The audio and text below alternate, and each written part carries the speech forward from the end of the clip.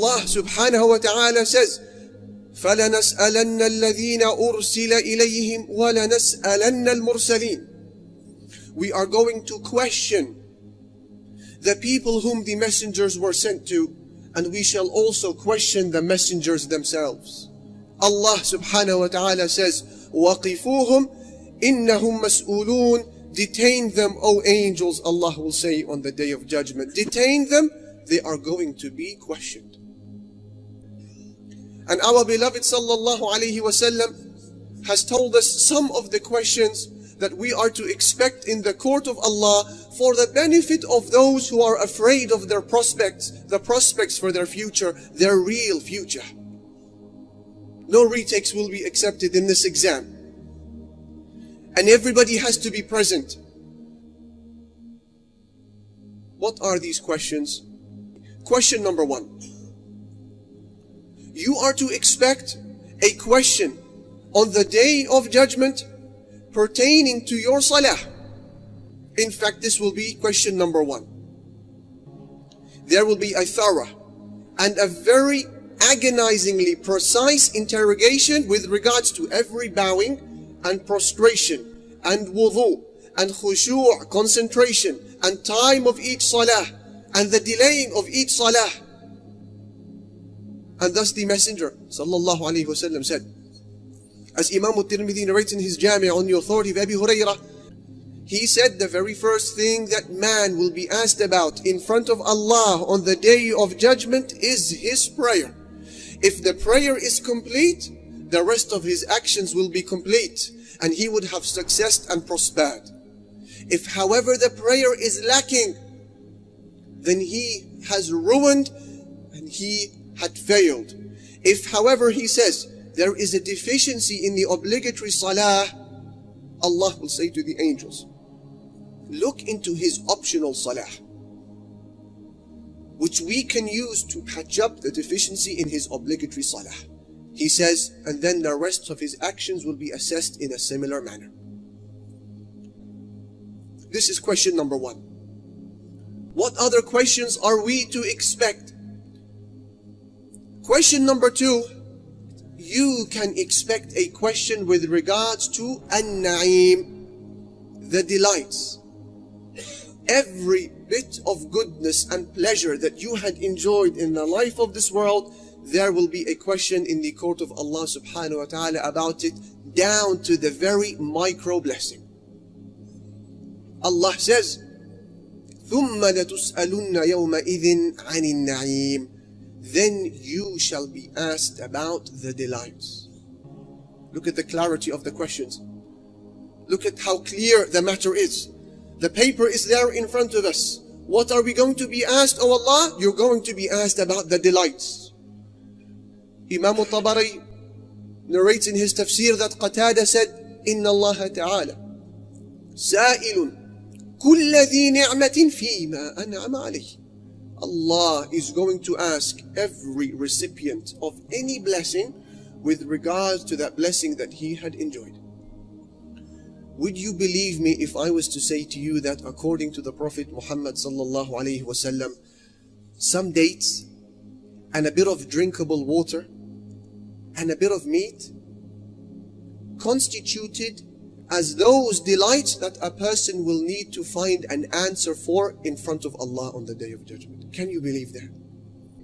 A bit of water, some dates, and a bit of meat is a question that needs an answer on the day of judgment. La ilaha illallah. But then about the delights of the 21st century. Electricity in our homes. Heating at the pressing of a button. Communication. What then about the delights pertaining to our senses, our limbs, our able bodies, our access to Islamic material and Quran and lectures like never before? What then about this type of na'im? What then about this type of na'im? It's going to be a stern and detailed interrogation about every blessing that you and I had enjoyed, down to the very micro blessing, La ilaha illallah. This is question number 2 that we are to expect on the day of judgment. For those who wish to prepare, nobody can claim that they were caught off guard. As for question number 3 and 4 and 5 and 6 and 7, these are questions that were found in one hadith that focus on a person's life, youth, money, and knowledge and application. He sallallahu alayhi wasallam said, as was narrated by Imam al-Tirmidhi in his Jami' on the authority of Abdullah ibn Mas'ud, لا تزول قدم ابن آدم يوم القيامة من عند ربه حتى يسأل عن 5: عن حياته فيما أفناه، وعن شبابه فيما أبلاه، وعن ماله من أين اكتسبه وفيما أنفقه، وماذا عمل فيما علم. Man will not move from the court of Allah on the day of judgment. In other words, we will not be dismissed till we are asked about 5 things. What are they? Till he is asked about his life and what he did with it. His youth, how he spent it. His money, how he acquired it and how he disposed of it. And number 5, his knowledge and how he applied it. Ya Allah, look at the clarity of the questions. This is from the rahmah of Allah. Preparations can start from today. He said his life and what he did with it. What does that mean? You're 60, 70, 80 years here on earth. What was the theme of those years? What was it that occupied your time the most by day and your thoughts and your concerns the most by night? What was the cause that you truly lived for and died for? This is the question, your life and what you did with it. We have to prepare an answer. Question number 2, he said, his youth and what he did with it.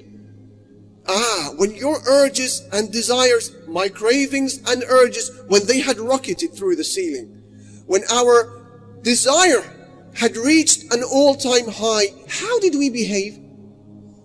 Were we like the rest of the other shabab youth around us? Communicating with whom they want, buying and selling like they want, delaying their prayer like they want, shouting back at their parents like they want? Or were you a youth who was different? Shababihi fima afna. What did he do with his youth? That's a question that requires an answer. He said, number 3 and number 4, his wealth. How he made it, how he spent it. The avenues of making quick cash today, they are countless. How did you make your money? And then when you made that money, what did you do with it? Did you enrich your mother and father? Did you spare your mother and father from the burden of needing to take loans from strangers whilst you have a full-time job as their son? What did he do with his money? Did you enrich your family? Did you enrich those who are poor? Did you give your zakat on time every single year and make up for the years that you had missed as well? What did he do with his wealth? Question number 5 was what he did with his knowledge. Allah has blessed us with tens and hundreds of Friday sermons and lectures. This is a privilege that will not pass without a question on the day of judgment. This is question number 7. Question number 8. We are to expect a question with regards to our limbs, our senses that Allah has built within us. A privilege that will require an answer. Eyes, ears, the touch, the smell, and the other senses. Allah Almighty says, وَلَا تَقُفُ مَا لَيْسَ لَكَ بِهِ عِلْمٍ إِنَّ السَّمْعَ وَالْبَصَرَ وَالْفُؤَادَ كُلُّ أُولَئِكَ كَانَ عَنْهُ مَسْئُولًا.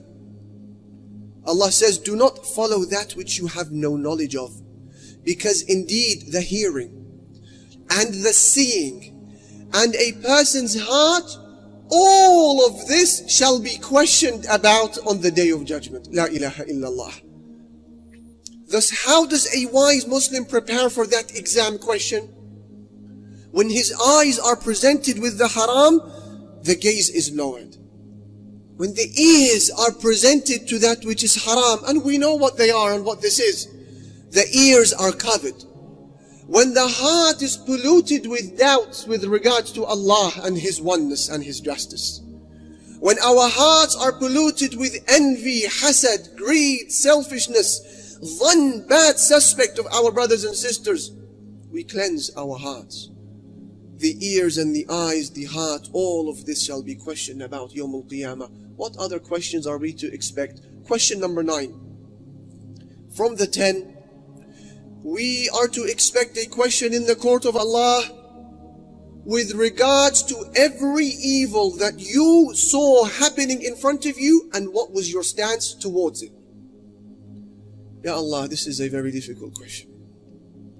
And I ask Allah Almighty to pardon me and to pardon the rest of us. A question that is so heavy that some of the companions would cry when they came to learn of this hadith. He sallallahu alayhi wasallam says, as Ahmad narrates in his Musnad and Ibn Majah in his Sunan and others on the authority of Abi Sa'id al-Khudri, he sallallahu alayhi wasallam said, Inna Allah ta'ala yaqulu lil-abdi yawm al-qiyamah ma mana'aka إذ رأيت المنكر أن لا تنكره فإذا لقن الله عبدا حجته قال يا رب رجوتك وفرقت من الناس يا ربي رجوتك وفرقت من الناس. Allah will say to a person on the day of judgment, why was it that when you saw the evil happening in front of you, why was it when you saw the evil happening in front of you, you didn't say anything about it? The Messenger sallallahu alaihi wasallam says, if Allah allows this person to give the correct response, this man will say, oh Allah, I had hope in you and I was afraid of the people. He was honest.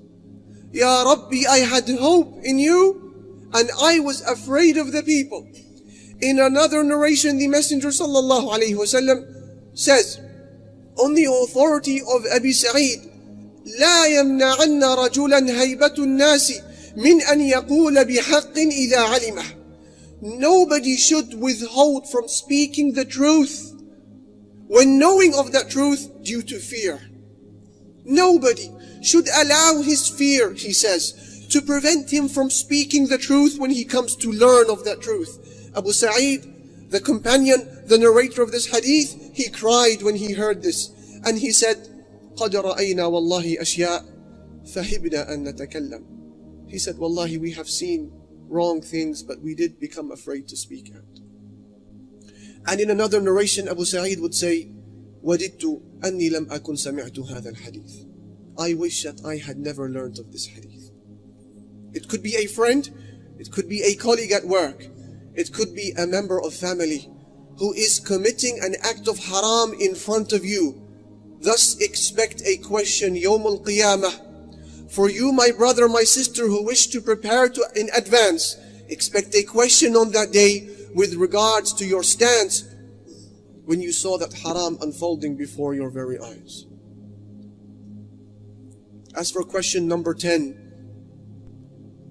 Allah subhanahu wa ta'ala is going to ask us during that examination about our actions in general. Allah says, فَوَرَبِّكَ لَنَسْأَلَنَّهُمْ أَجْمَعِينَ عَمَّا كَانُوا يَعْمَلُونَ. By your Lord, O Prophet Muhammad sallallahu alayhi wasallam, we are going to ask them all together about what they used to do. By your Lord, O Prophet Muhammad sallallahu alayhi wasallam, we shall ask every one of them about what they used to do. And he sallallahu alayhi wasallam would say, as Imam al-Bukhari narrates in his Sahih on the authority of Abi Bakrah, and he said this during his farewell pilgrimage, when he was in Mina, he said to the companions, and these were some of the last words that the companions heard him utter. He said to them, وَسَتَلْقَوْنَ رَبَّكُمْ فَسَيَسْأَلُكُمْ عَنْ أَعْمَالِكُمْ. You are going to meet your Lord, and He's going to ask you about your actions. Dearest brothers and sisters, days before our final year exams, our lives are in a state of emergency in preparation for these exams. Similarly, at times, we as parents almost wish to place our children under curfew to help them prepare for those final year exams. And this in of itself is not necessarily blameworthy. This is praiseworthy, but what is blameworthy is when we do not feel within us a similar level of anxiety and fear and urgency with regards to the ultimate examination of tomorrow, the failure of which will not be merely a retake that we need to make, or a year in our academic lives that was wasted, or limited career prospects. No. Failure of that exam means failing one's eternity.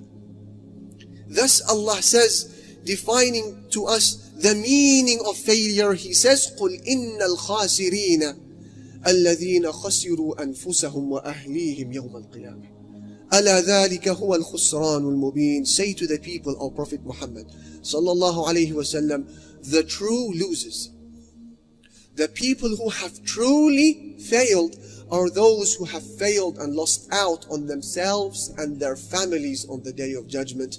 Allah says, this is the manifest loss. This is the ultimate loss. There are some of the questions ahead of us, dear brothers and sisters, for those who wish to make a wise and smart preparation in advance.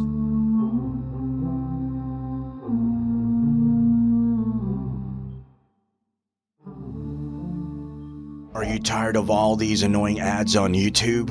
Are you worried that a haram video might pop up? Well, the One Islam TV app is here to solve these problems, inshallah. The One Islam TV app is 100% free of any ads and is safe to browse for your peace of mind. Watch or listen to lectures and lessons while you work, rest, or drive with your device switched off. Watch videos on demand or download videos and watch offline. Watch hundreds of high-quality produced Islamic reminders, Quran learning videos, stories of the prophets, and so much more. 2 to 4 new videos uploaded daily, inshallah. One Islam TV is 100% run and owned by Muslims, which means a small amount you pay for your subscription is a SADAQAH JARIYAH, continuous charity for you, as we use the funds raised to continue producing more beneficial videos and reminders, inshallah. The One Islam TV app is now available on Apple devices, Apple TV, Android devices, Android TV, Amazon Fire TV, and Roku, so you can watch on most devices and smart TVs. Download now for a free 7-day trial. May Allah reward you for supporting our work.